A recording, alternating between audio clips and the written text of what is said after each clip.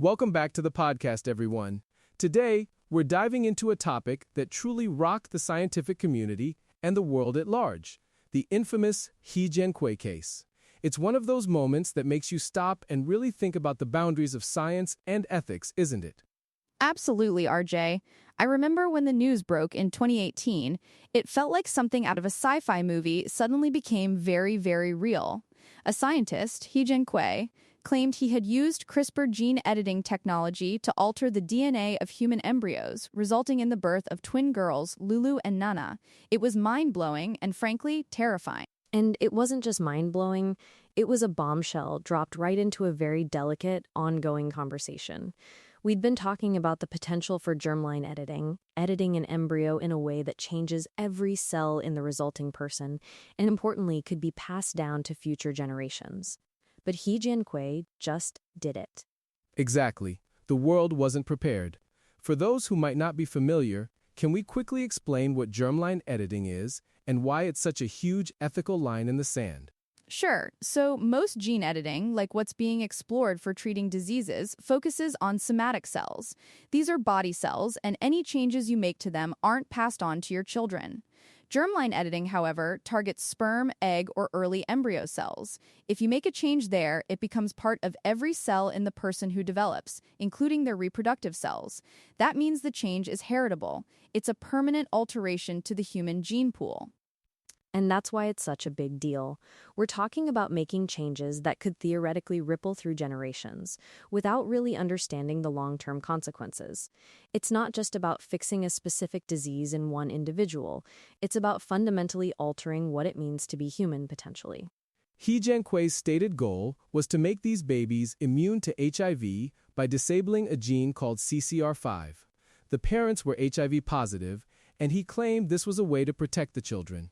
But the scientific consensus was that this wasn't medically necessary and carried massive risks. Right. It wasn't medically necessary because there are already established safe ways to prevent HIV transmission from parent to child, like sperm washing and antiretroviral therapy.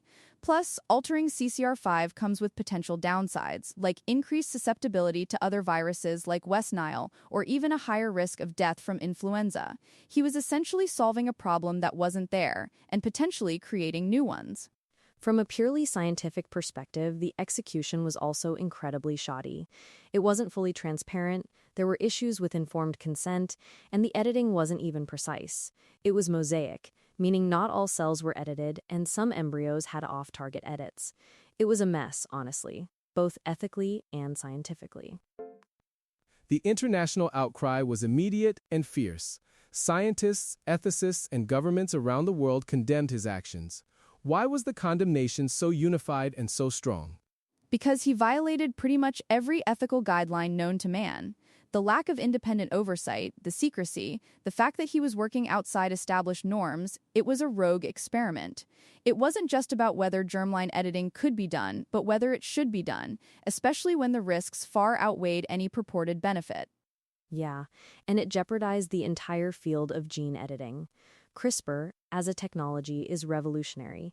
It holds incredible promise for treating countless diseases, but actions like He Jiankui's cast a shadow over all of it, making people distrustful and fearful. It's like giving someone a powerful tool and they immediately hit themselves in the foot with it, potentially making everyone else wary of using it for good. That's a really good point, Zoey. It created a PR nightmare for a technology that could genuinely save lives. Let's talk about the ethical implications more deeply. Beyond the immediate risks to the children, what are the broader societal concerns when we consider making heritable changes to the human genome? Well, the slippery slope argument immediately comes to mind. If we start editing genes for disease resistance, where do we stop? What about traits like intelligence, height, athletic ability? This opens the door to designer babies, where genetic traits become a commodity, exacerbating existing social inequalities. Imagine a future where only the wealthy can afford to give their children genetic advantages. I can see that concern, but it's also worth considering that we already have forms of designer babies through things like IVF and pre-implantation genetic diagnosis, where parents can select embryos based on certain genetic markers, often to avoid severe diseases. The line is blurry, and technology often pushes those lines. Is it inherently worse to prevent a severe genetic disease than to select for absence of a disease? The difference here is editing versus selecting. That's a crucial distinction. We're talking about actively modifying, not just choosing from existing natural variations. What about the concept of human dignity? Does altering the germline fundamentally change our understanding of what it means to be human? I think it does, to some extent. There's a certain awe and humility required when we consider our own genetic blueprint, developed over millions of years of evolution. To just jump in and start making permanent, heritable changes, especially for non-life-threatening conditions, feels like an overreach, a kind of hubris. Who are we to decide what the ideal human genome should look like for future generations who have no say in the matter? But isn't science, at its core, about pushing boundaries and improving the human condition? We've eradicated diseases, extended lifespans, and overcome countless natural limitations through medical advancements. If we could eliminate inherited diseases like Huntington's or cystic fibrosis entirely from a family line, isn't there a moral imperative to explore that? Cautiously, of course. That's the core of the debate, isn't it? The potential for incredible good versus the profound risks and ethical dilemmas. He Jiankui's actions really forced this conversation into the mainstream in a very stark way. What happened to him after the revelations? He was, rightly, condemned by the Chinese government, stripped of his academic positions, and ultimately sentenced to 3 years in prison and fined for illegal medical practice. His collaborators also received lesser sentences. It sent a very clear message that such rogue actions would not be tolerated.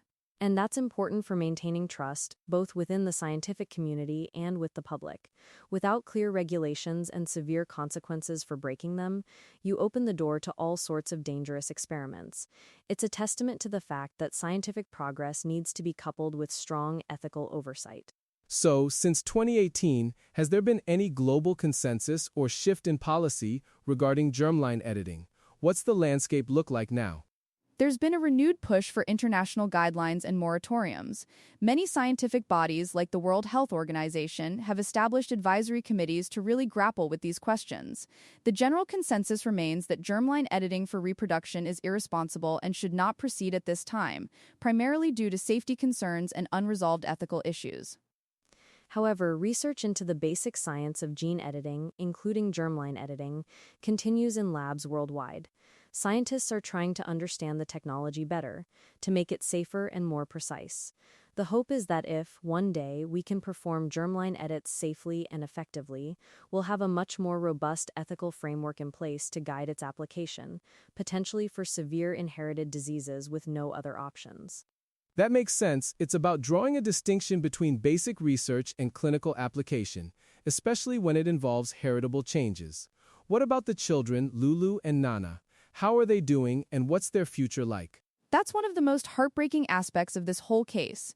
Their privacy has been fiercely protected, as it should be. They're innocent children caught in the middle of this massive ethical storm. We don't have concrete updates on their health, largely to protect their identity, but they will likely live their entire lives with the knowledge that their genes were intentionally altered before birth. That's a huge burden to carry. And it highlights the irreversible nature of germline editing. There's no undo button. Any unintended consequences, any long-term health issues linked to those edits will affect them, and potentially their offspring. It really underscores the immense responsibility involved. This whole case really forced a global reckoning, didn't it? It made us confront not just the capabilities of our technology, but our collective wisdom in wielding it. What's the biggest takeaway for each of you from the He Jiankui affair? For me, it's a stark reminder that just because we can do something doesn't mean we should, and that robust ethical frameworks, open dialogue, and international cooperation are absolutely essential when dealing with technologies that could redefine humanity. We need to be proactive, not reactive, when it comes to these advancements. I think it showed us how quickly technology can outpace our ethical discussions.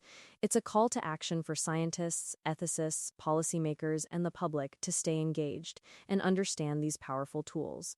We need to find that balance between innovation and responsibility, ensuring that scientific progress genuinely serves humanity's best interests.